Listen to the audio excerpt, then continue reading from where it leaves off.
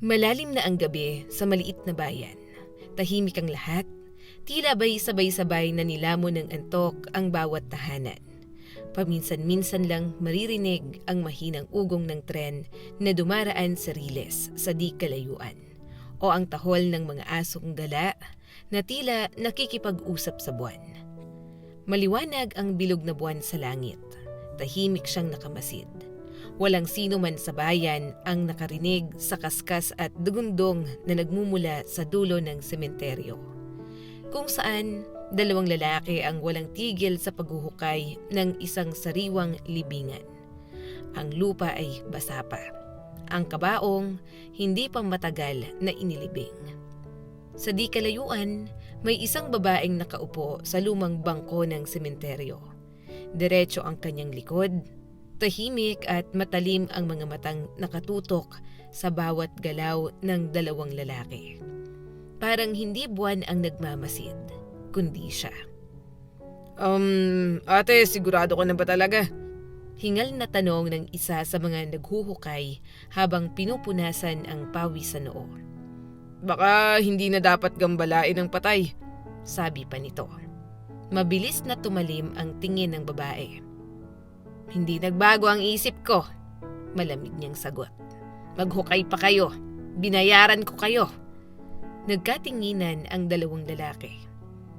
Hindi ko talaga gets, sabi ng isa habang muling itinusok ang pala sa lupa. Uhukay namin ang kabaong tapos di mo naman dadalhin. Huminga ng malalim ang babae bago sumagot. Mas mahinahon na ang tinig niya ngayon. Hindi ko kailangan. Gusto ko lang siyang makita. Pagkatapos, ilibing niyo ulit. Napailing ang isa at bahagyang natawa. Kakaiba ka talagang babae. Ano bang gusto mong makita ron? Ayon sa lapida, 1 buwan na siyang patay. Bahagyang napangiti ang babae, ngunit walang saya sa kanyang mga mata. Hindi pa naman 1 taon, mahina niyang tugon. Makikilala ko pa rin siya. Muling nagkatinginan ang mga lalaki. Sa isip nila, siguradong nabaliw na sa matinding dalamhati ang babae. Pero sino ba sila para manghusga? Malaki ang bayad. Tahimik silang nagpatuloy sa paghuhukay. Wala nang tanong, wala nang usapan. Samantala, ang babae na natiling nakaupo, tila nalulunod sa mga alaala. Si Marian. 40 years old na siya nang tuluyang ipagkaloob sa kanya ang isang anak. Matapos ang maraming taon ng paghihintay, pagdarasal at kabiguan kasama ang kanyang asawa. Pero hindi nagtagal ang himala. Iniwan siya ng lalaki para sa isang mas bata, mas malusog at mabilis nitong binigyan ng 2 anak na babae ang lalaking minsang nangakong hindi siya iiwan. Nanatiling mag-isa si Marian sa maliit nilang baryo. Tahimik ang kanyang buhay, simple. Nagtatrabaho siya sa accounting office ng munisipyo, kung saan madalas siyang nakikipag-ugnayan sa mga bagong empleyado at bisita ng chairman. Hanggang isang araw, may dumating na binatang agronomist. Bagong graduate, bagong mukha at puno ng pangarap. Napansin ni Marian ang mga tingin nito. Paulit-ulit at mas tumatagal. Isang hapon, inalok siya ng binata ng sakay pauwi sa kanyang SUV. Nag-atubili siya pero pumayag. At sa gabing yon, inimbitahan niya ang binata sa loob ng bahay para lang sana magkape. Ngunit yon ang gabing kahit si Marian, hindi niya maipaliwanag kung paano niya tuluyang nawala ang kanyang katinuan. Kinabukasan, doon lang lubos na naunawaan ni Marian ang kanyang nagawa. 24 lamang si Roger, samantalang siya ay 40.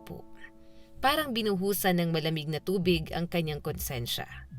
Oo, maganda pa rin siya para sa kanyang edad. Maayos ang tindig, maaliwalas ang mukha, pero mali pa rin. Sa isang maliit na baryo, walang lihim na hindi nabubunyag. Sigurado siyang pag-uusapan siya, pagtatawanan at sasabihing matandang dalaga na nabaliw, hindi na nahiya. Sinabi niya kay Roger ang kanyang mga alalahanin, ang hiya, ang edad, ang mga mata ng baryo na parang matang walang takip. Ngunit nagkibit balikat lamang ang binata. Kung ayaw mo, hindi naman natin kailangan mag-date. Sabi nito at tila walang bigat. At doon niya naramdaman na parang tapos na ang lahat para kay Roger. Unti-unting nawala ang interes nito, parang nakuha na niya kung ano ang gusto niya. Isang linggong nagdusa si Marian. Isang linggong kinulong niya ang damdaming unti-unti palang umuusbong sa kanyang puso. At pagkatapos, nagkunwari siyang wala lang yon. Sa opisina, sa baryo, sa araw-araw, kumilo siya na parang walang nangyari. At ganoon din si Roger. Tahimik at umiwas, parang estrangherong dumaan lamang. Hanggang isang umaga, nalaman ni Marian ang katotohanang yayanig sa buong mundo niya. Siya ay nagdadalang tao. Hindi niya alam kung matutuwa ba siya, matatakot o mahihiya. Sabay-sabay lahat. 15 taon siyang kasal sa dating asawa. 15 taon ng pag-asa at paulit-ulit na sinabi ng mga doktor, hindi ka na maaaring magkaanak. Sa maliit na klinika ng bayan, diretso ang sinabi ng doktor. Hindi ko inirerekomendang ituloy mong pagbubuntis. Malamig nitong wika. Delikado ng edad mo. Hindi natin alam ang magiging epekto sa bata. Tumayo ng tuwid si Marian. Parang muling bumalik ang lakas na matagal niyang nawala. Itutuloy ko to, mariin niyang sagot. Ilang taon niyo akong sinabihang hindi ako mabubuntis. Ngayong nabuntis ako, sasabihin yung delikado. Hindi ako naniniwala. Magiging maayos ang lahat. Saglit na tumahimik ang doktor. Kung ganon, Sabi nito na parang walang emosyon. Ituloy natin. Inabot nito kay Marian ang mga referral para sa tests at mga reseta. Hindi nagtagal, umalis si Roger sa baryo. At sa totoo lang, natuwa pa si Marian. Ayaw niyang may makaalam, ayaw niyang may makialam. Sa kanya ang batang ito, sa kanya lang. Sa baryo, nagsimula ang mga bulungan. Sino kayang ama? sa edad niyang yan. Pero walang nakaalam ng totoo. Mag-isa naman talaga si Marian mula nang iwan siya ng asawa. At kahit anong sabihin ng mga tao, hindi nila pasa ng bata. Kalaunan, humupa na rin ang chismis. May bago na namang paksa ang baryo. Isinilang si Francis sa tamang panahon at malusog, malakas, perpekto para sa kanya. At nang unang dumikit ang kanyang anak sa kanyang dibdib, doon niya napagtanto. Siya na ang pinakamasayang tao sa mundo. Hindi na siya nag-iisa. Lumaki si Francis bilang isang mabuting anak.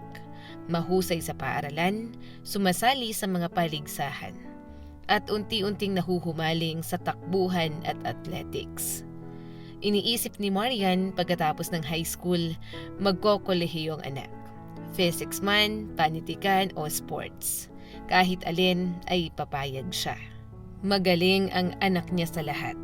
Hanggang isang gabi, binigla siya ni Francis. Ma, mag-a-apply muna ako sa Technical University. Pero maglilingkod muna ako. Anak, bakit ka naman magsasayang pa ng oras? Naguguluhang tanong ni Marian. Mag-enroll ka na ngayon. May deferment ka naman. Ngunit umiling si Francis. Hindi ma, maglilingkod muna ako. Tapos saka ako mag-university. May mga benefits rin ako pagkatapos ng army. Ayaw niya man ay pumayag si Marian. Kilala niya ang kanyang anak. Matigas ang ulo, katulad niya. Maayos ang naging despedida. Nandoon ang buong klase at nandoon si Hart. Unang pag-ibig ni Francis. Mabait, mahinhin, nagustuhan ni Marian ang dalaga. Minsan naiisip pa niyang ito na ang magiging manugang niya. Magkayakap silang dalawa sa terminal ng bus. Parehong umiiyak habang papalayo ang bus. Sige na Hart, uwi na tayo. Mahinahong sabi ni Marian. Hihintayin natin si Francis. Tumango lamang ang dalaga. At kahit nang mag-aral ito sa syudad, hindi niya nakalimutan si Marian. Madalas itong tumawag. Hanggang isang araw, narinig ni Marian ang balita at nanginginig na boses ni Hart sa telepono. Napanood niyo po ba ang balita ngayong araw? Balisang boses ni Hart sa kabilang linya. Ay, hindi pa, Hart, sagot ni Marian habang humihinga ng malalim. Nagdesisyon akong magpalit ng wallpaper sa kusina. Simula pa kaninang umagay abala na ako.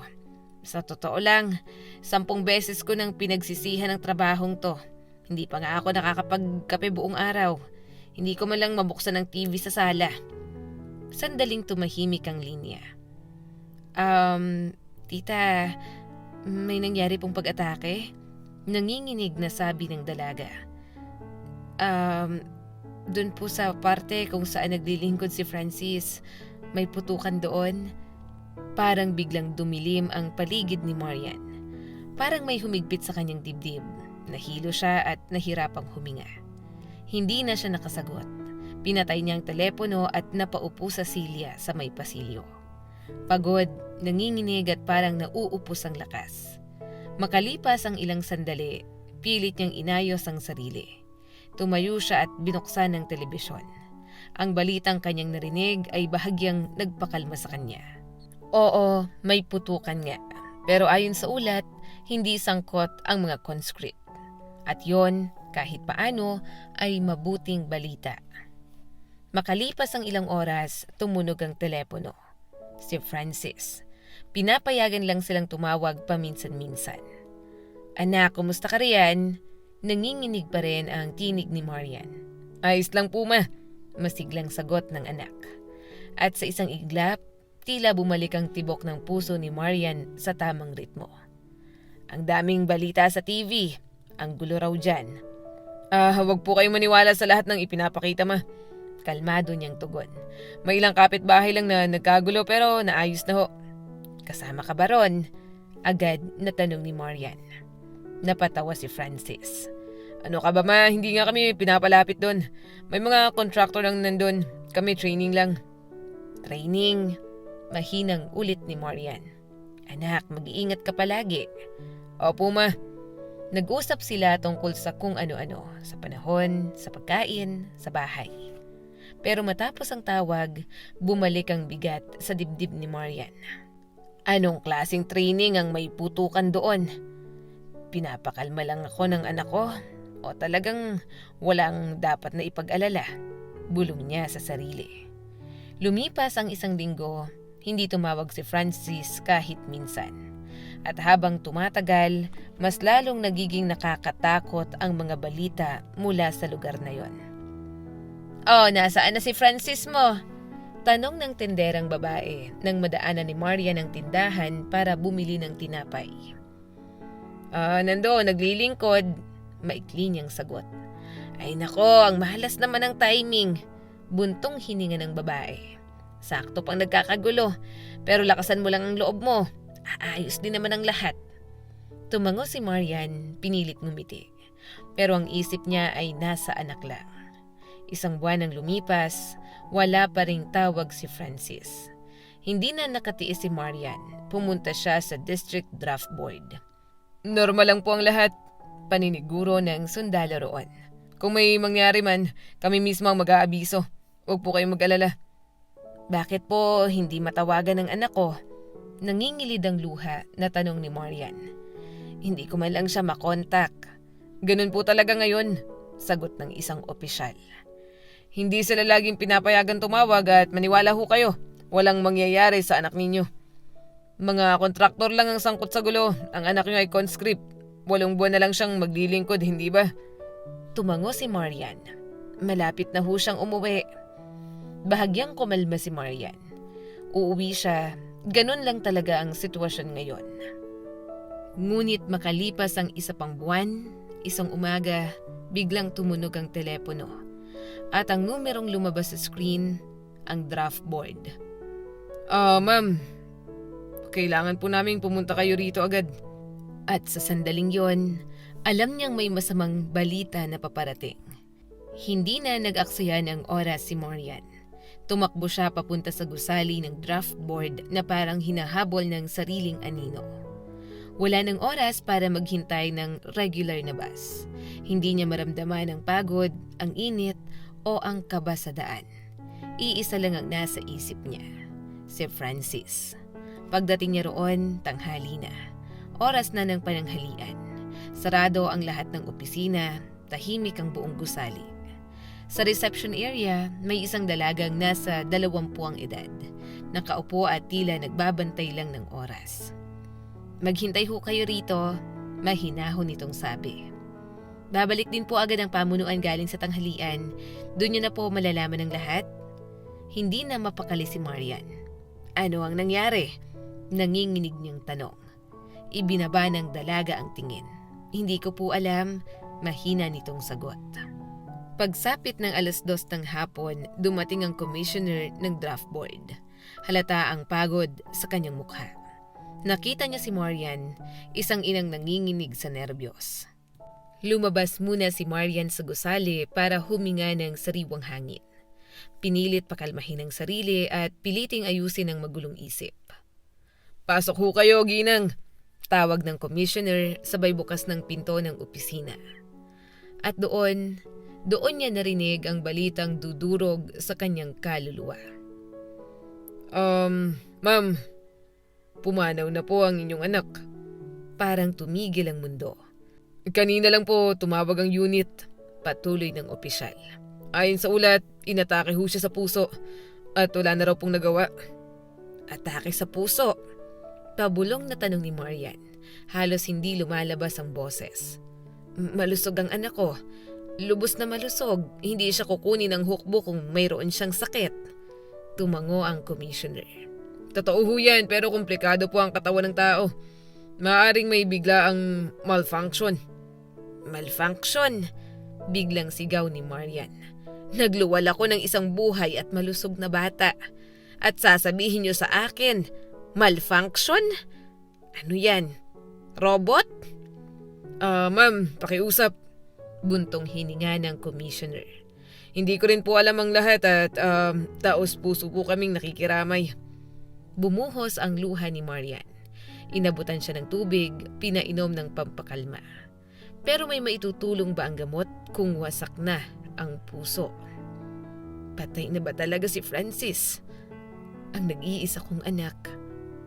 Hindi ito maaari. Sunod-sunod niyang sabi sa sarili.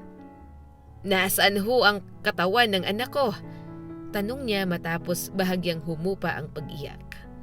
Nag-iwas ng tingin ng commissioner. "Ang totoo po ay nailibing na siya sa sementeryo ng bayan kung saan siya naglilingkod." Parang tinamaan ng kidlat si Marian. "Nailibing na? Hindi ba dapat ay ibinabalik sa pamilya ang katawan? May mga patakaran yan."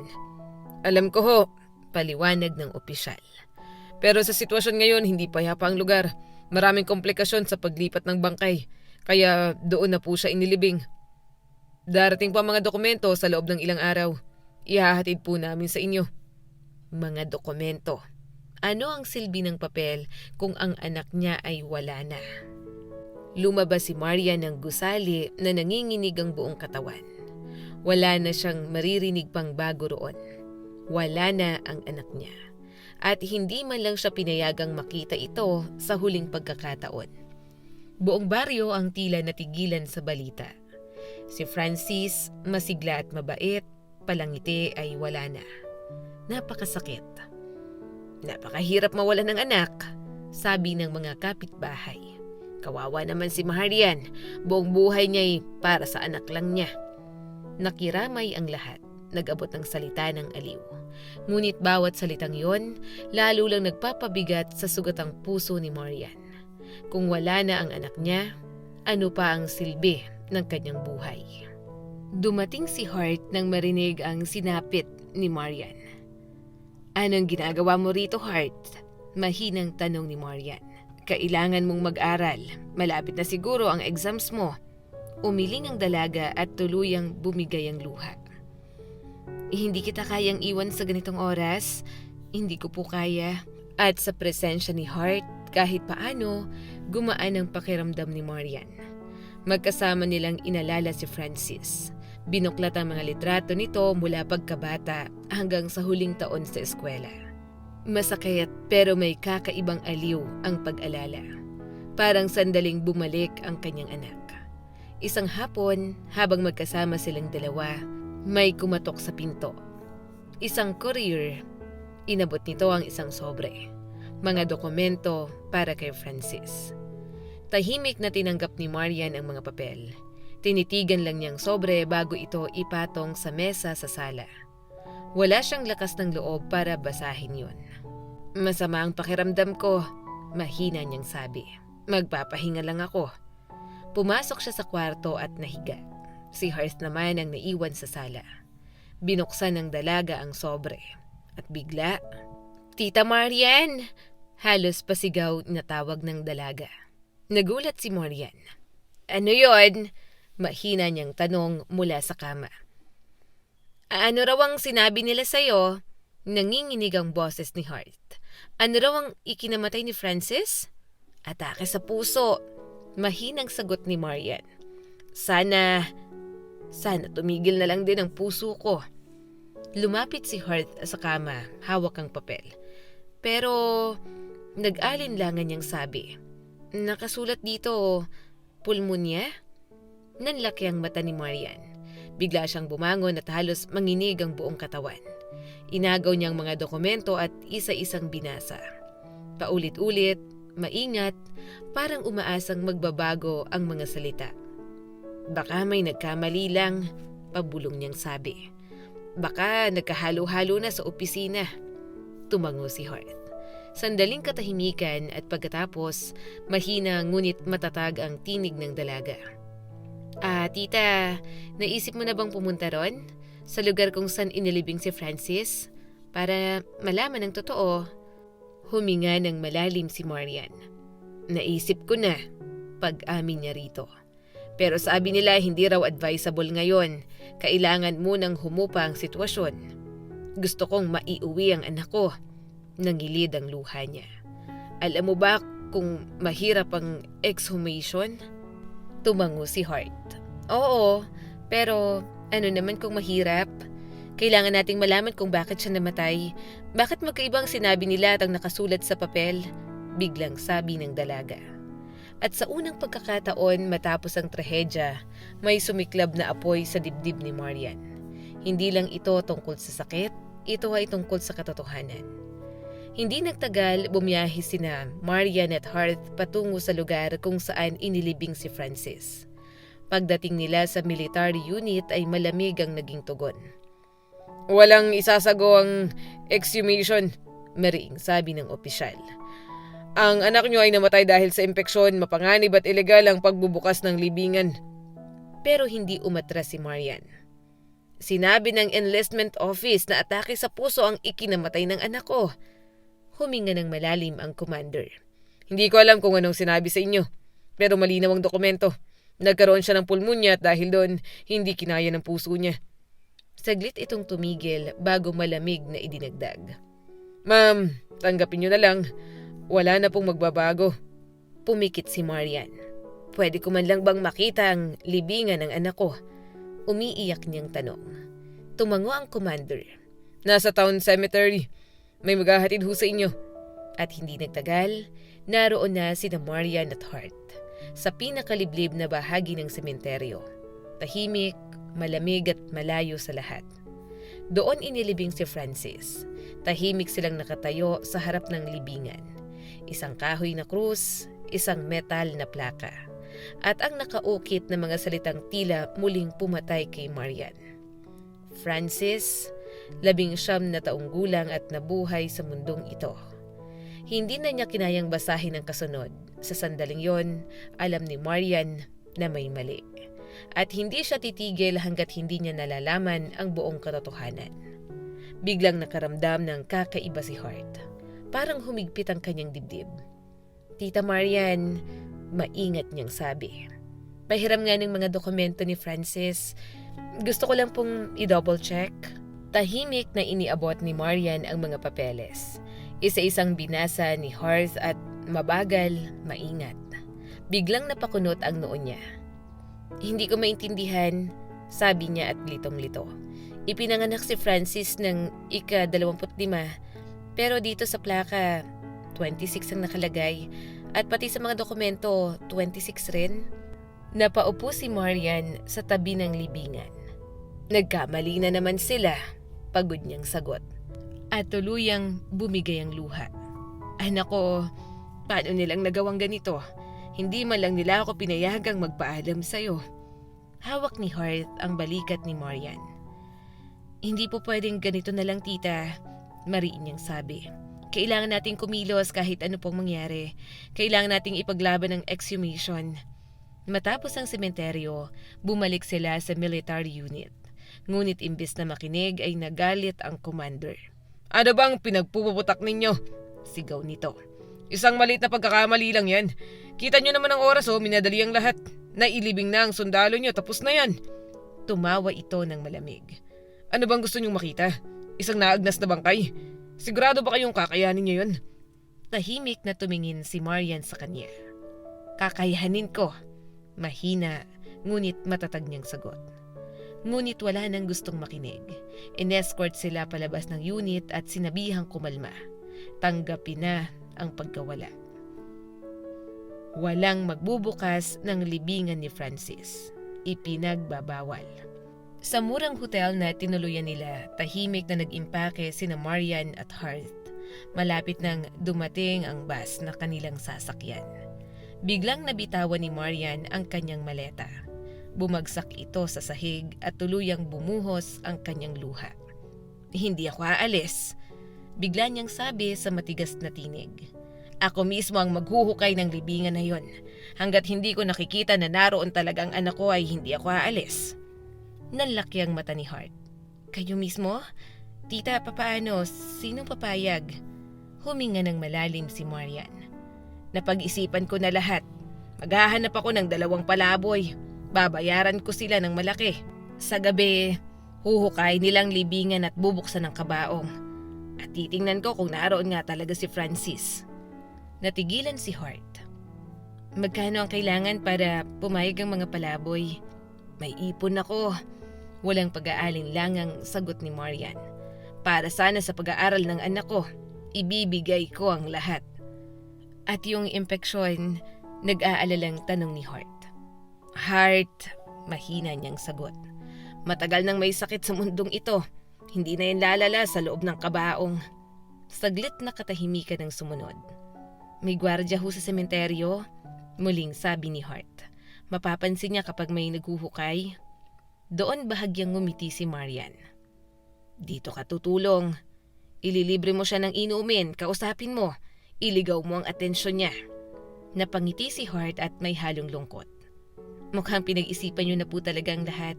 Kailangan na lang nating maghanap ng maghuhukay. At sinuwerte sila. Sa terminal ng bus, may nakita silang 2 lalaking malalakas ang pangangatawan. Halatang palaboy. Ipinaliwanag nila ang kailangan. Hindi nag-isip ng matagal ang dalawa. Hindi sila inabala ng batas. May pera at kung may mangyari ay tatakbo na lang sila. Sa ilalim ng takip ng dilim, dumating sila sa sementeryo. Si Hart abala sa pakikipag-usap sa gwardya. Masaya itong may kausap. Sanay na siyang mag-isa at napapalibutan ng mga libingan at lungkot. Samantala, si Marian ay nakaupo malapit sa libingan ng kanyang anak. Nanginginig, naghihintay. Tumunog ang pala, kaskas at dagundong. Bingo! Sigaw ng isa nang tumama ang bakal sa takip ng kabaong. Hinukay nila ito ng tuluyan at hinila papalabas. Magaan to, sabi ng isa. Maliit bang anak mo nung pumasok sa serbisyo? Parang tinik sa lalamunan ni Marian ang bawat salita. 90 kilos, nanginginig niyang sagot. Ganon kabigat ang anak ko nang umalis. Hindi niya maalis ang tingin sa kabaong. Pakiusap, halos pabulong niyang sabi. Buksan ninyo. Ikinawit ng mga lalaki ang bakal sa takip ng kabaong. Sa isang malakas at nakabibinging tunog ay bumukas ito. Sabay-sabay silang napatingin sa loob at sabay-sabay na napasinghap. Maliwanag ang liwanag ng buwan, walang aninong maitatago. Walang laman ang kabaong. Nasaan ang patay? Pabulalas ng isa sa mga palaboy. Bigla itong napaatras at tumakbo papalayo.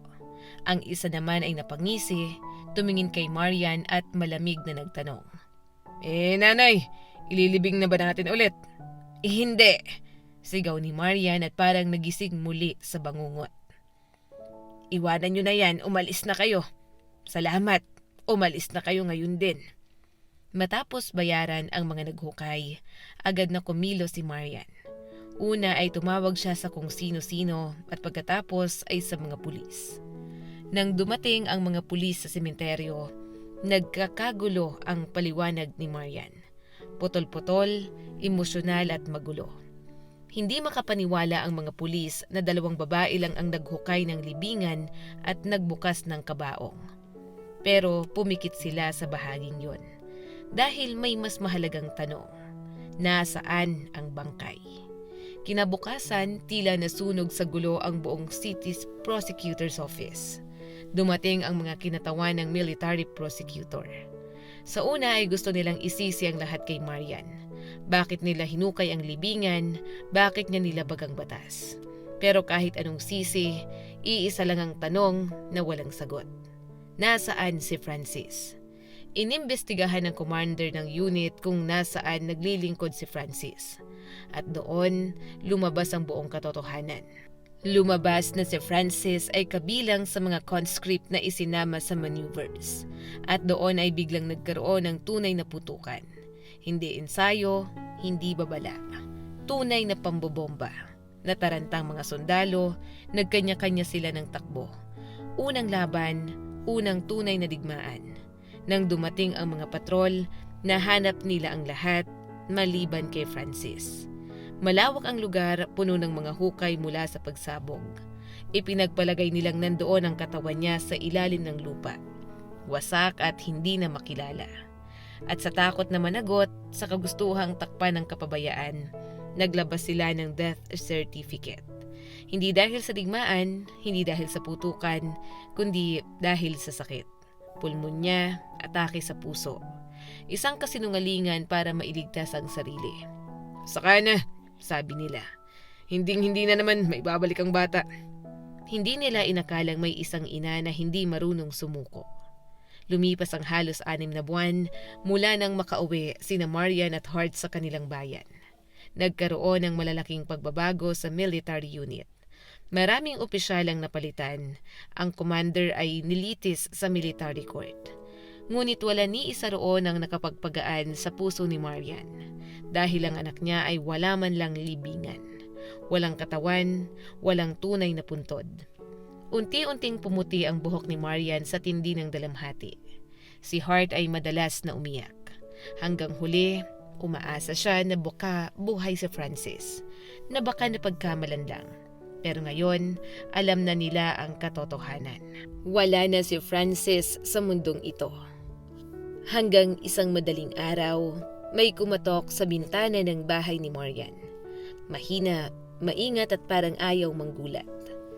Bumangon ang babae, mabagal ang galaw, pagod pa rin ang katawan at puso sa matagal na pagdadalamhati. Binuksan niyang pinto at napatigil siya. Parang huminto ang mundo, nanlaki ang kanyang mga mata. Nanginginig ang kanyang mga kamay. Nananaginip ba siya? Kinusot niya ang mga mata, minsan 2 beses. Ngunit hindi naglaho ang nakikita niya. Nakatayo sa may pintuan si Francis. Buhay, payat pero buhay. Umuwi na ako.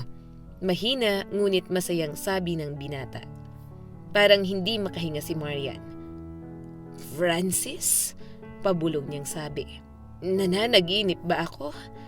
Napatawa ang binata at mabilis na lumapit. Hindi ako panaginip. Buhay talaga ako. Yumakap siya sa ina at doon bumigay ang katawan ni Marian.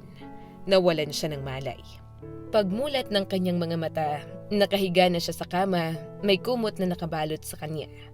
At sa tabi niya ay nakaupo si Francis. Totoo, buhay at nakahawak sa kanyang kamay. Anak, sinabi nila sa akin na patay ka na. Pabulong na sabi ni Marian at muling tumulo ang luha. Pero umiling si Francis. Nagkamali sila, ma. Mahinahon niyang sagot. At doon niya ikinuwento ang lahat. Sa gitna ng mga pagsasanay at bigla ang putukan ay tinamaan siya ng concussion. Nawala ng malay, nadakip siya at kasama ng ilan pang sundalo. Ikinulong sila sa isang madilim na basement. Buwan ang lumipas, may mga negosasyon, paulit-ulit na nabigo. Hanggang sa wakas, nagtagumpay ang palitan.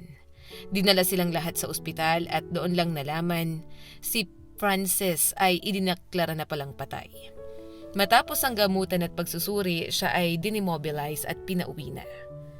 Bakit hindi mo lang nila sinabi sa akin? Iyak ni Marian. Mahigpit na hinawakan ni Francis ang kamay ng ina. Hindi pwede, ma. Ipinagbawal kaming makipag-ugnayan sa pamilya hanggang matapos ang lahat ng checks. At ang pwede na ay diretso kong umuwi sa'yo. Niyakap ni Marian ang anak. Hindi na kita papayagang umalis pa. Umiiyak niyang sabi. Sandali siyang natahimik. Pero kung yun ang pangarap mo ay susuportahan pa rin kita. Mahina niyang dugtong. At ganun nga ang nangyari. Makalipas ang ilang panahon, tulad ng matagal na niyang pinangarap, pumasok si Francis sa Technical University. Masipag, determinado at matagumpay sa kanyang pag-aaral. At ang babaeng hindi umalis sa tabi nila sa gitna ng sakit at misteryo, si Hart, hindi nagtagal ay napagdesisyonan na rin na lang dalawa na magpakasal na. At sa wakas, sa bahay na minsang napuno ng katahimikan at luha, naroon muli ang tawa, pag-asa at buhay. Ang kwentong ito ay nagpapaalala sa atin, may mga ina na hindi sumusuko kahit buong mundo ang nagsabing tapos na. At minsan, ang himala ay dumarating hindi sa ingay, kundi sa mahinang katok sa bintana, sa madaling araw na may dalang buhay na akala mo'y tuluyan ng nawala. Muli, ako po si Skylar Guro at sana may bago na naman kayong natutunan sa kwento natin ngayon. Maraming salamat po.